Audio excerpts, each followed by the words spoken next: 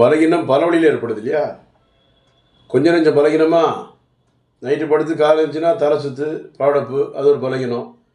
சர்க்கரைனால பலகீனம், தூக்கமினால பலகீனம், வயது முதிர்ச்சியினால் பலகீனம், சரியான ஆகாரம் எடுக்க முடியாத ஆண்கள் பெண்களுக்கு குழந்தைகளுடைய பலகீனங்கள், குழந்தைகளுக்கு ஊட்டச்சத்து இல்லாத பலகீனங்கள், தாம்பத்திய உறவு சரியாக முழுமையாக செய்ய முடியாத ஆண்களுக்கு பலகீனம், திரும்ப முடிந்து தாம்பத்திய உறவில் முழுமையாக ஈடுபட முடியாது அந்த பலகீனம், வாலிபர்கள் சிறு வயதில் சுய இன்பம் செஞ்சு உடம்பு பலகீனமான ஒரு பலகீனம், சோர்வு, களைப்பு, ஞாபக மறதி, மன அழுத்தம், பயம், நடுக்கம், எல்லாமே பலகீனம் தான். உடல் இருக்குது, உறுப்புகளோ பல, ஆனால் உறுப்புகளோ சோர்வடைந்து தோண்டு போய் எந்த உறுப்பு வேலை செய்யாமல் டல்லாகி டயர்டாகி நொந்து நூலாகி வெந்து புண்ணாகி இருக்குது. இந்த காலகட்டத்தில் உடல்நிலை எப்படியோ இருந்த உடம்பு இப்போ எப்படி மெரிஞ்சு இழைச்சி போயிட்ட, எலும்பு தோலும் ஆயிட்டு.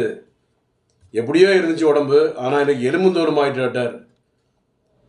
ஒரு மாதிரி டயர்டாக இருக்குது, கவலையாக இருக்குது, கல்யாணம் முடியலாமா வேண்டாமா, திருமுடிந்தா குழந்தை உண்டாக்க முடியுமா முடியாதா, தாம்பத்திய உறவு செய்ய முடியுமா முடியாதா என்ற குழப்பங்கள், பலகீனங்கள், கவலைகள், மன அழுத்தங்கள், வீடுகளில் உறவின் இழப்பினால் பலகீனம், எல்லாமே பலகீனம் ஆகி கடைசியில் உடம்பு டல்லாகி டயர்டாகி பலவிதமான குழப்பங்களை ஏற்படுத்துறது.